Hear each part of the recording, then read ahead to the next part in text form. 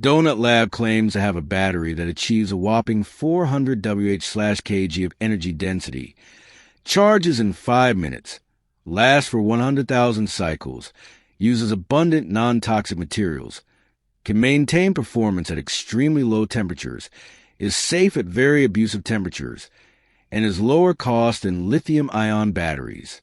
The question is the donut battery real? In my view, it's not. And in today's video, I'm going to walk you through why that's the case from a first principles physics perspective and from a more pragmatic manufacturing perspective. Before we begin, what do I mean by is the donut battery real? I don't doubt that Donut does have some type of battery that they've been developing. However, if that battery hits the market, I don't expect it to hit all the specs they've been advertising. It's possible they can make a battery that can hit 400 Wh/kg, and it would be impressive to hit that energy density while charging in 5 minutes. But to hit a third spec, such as 100,000 cycles, it starts to stretch credulity. Then, to hit a fourth spec, such as cost parity with lithium ion, it starts to enter fantasy land. And that's before touching on the rest of Donut's incredible claims. I'd love for fantasy land to exist, and I will happily eat my words if I end up being wrong. But the odds are very much against Donut Lab here. Let us dig into why that is. On screen is what is called a Ragone plot, named after American engineer David Ragone, who first introduced this type of graph in the 1960s. It compares the energy versus power density of energy storage technologies. This specific Ragone plot compares lithium-ion, sodium-ion, lithium titanate, solid-state lithium metal, and electrochemical capacitors. I picked it because some people are suggesting the donut battery is not actually a battery, but some type of advanced electrochemical supercapacitor, like a pseudocapacitor or carbon nanotube-based capacitor. But here's the rub. If we place the donut battery on the Ragone plot with a pink star, we can see that it's far beyond the performance of established batteries and supercapacitors. For some historical perspective, the last time we saw a leap in battery technology anywhere near that transformative in any dimension was in the 1990s when lithium-ion batteries hit the market. However, that advancement was initially just along one dimension, energy density, but not in others like cycle life or cost. Lithium-ion batteries in the 1990s had no better cycle life than the alternatives and cost about 5-10x as much. Donut, on the other hand, is claiming their batteries not only far outperform current lithium-ion batteries in terms of energy density, but on every key spec and feature. If that happened, it would be unprecedented in the history of energy storage technology, going back to the first commercial rechargeable cell, the lead-acid battery, in 1859. So, if the donut battery is real, it will become one of the hottest technologies in the world, and Donut Lab will become a multi-trillion-dollar company. They would swallow up the EV market, the battery storage market, and light the fire on a new era of electric flight.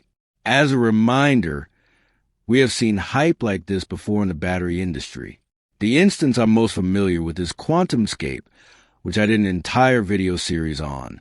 In 2020, QuantumScape claimed that compared to lithium-ion, their battery will provide 82% more range, charge 33% faster, and have longer cycle life, all while eventually costing 17% less. Then, to unveil their battery, they held a Zoom call with notable figures in the battery world, including Nobel laureate Stan Whittingham, who helped develop the first lithium-ion battery. He backed up QuantumScape's claims, saying that he did not see data this good anywhere else, and that he thought it was a real breakthrough. 6 years later, we're still waiting on the QuantumScape battery. The sample batteries look promising, but they fall short of the original specs, and there are now conventional liquid electrolyte battery cells that can match its performance. All this ISNT to bash QuantumScape, because from a technical perspective, what they're achieving is still impressive, but to point out that their S marketing and then their SA final delivered product. Why does a delivered product for miracle batteries always come up short? because battery startups are incentivized to oversell lab-scale results to gain funding and attention, and because they're genuinely excited about their vision and solving the commercialization challenges, and that excitement spills into over-optimism. But Donut Lab's claims are on an entirely different level. While QuantumScape and hundreds of other startups started off with lab-scale cells and claimed they made good to great advancements over lithium-ion batteries on several specs, Donut Lab is claiming to have obliterated every metric and are already able to produce batteries for commercial customers at high volumes. Let us dig a little deeper into the physics behind the Ragone plot, because it explains why we don't see any technologies on a Ragone plot that are both extremely high power density and extremely high energy density. I'll start with cycle life versus energy density to build a base of understanding, and then come back to the power versus energy density of the Ragone plot. The way that a lithium-ion battery works is that during charging, lithium ions and electrons are pushed from the cathode to the anode. And when it's discharged, the lithium ions and electrons return from the anode to the cathode. There are two ways to increase the energy density of the battery cell. The first is to use cathode and anode materials that have a higher voltage difference between them. That can cause problems because it makes the battery cell more reactive and reduces its cycle life.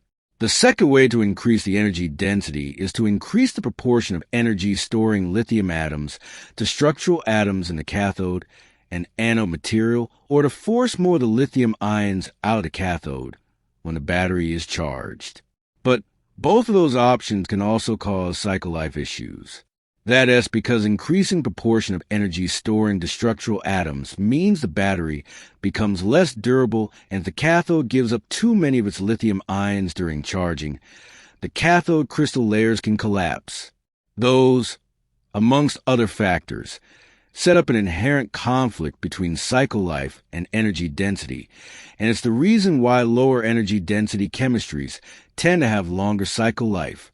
Only so many atoms can fit in a given volume or mass within a battery cell that are devoted to structure or energy storage. The more that are devoted to structure, the longer the battery cell will last, and the more that are devoted to storing energy, the higher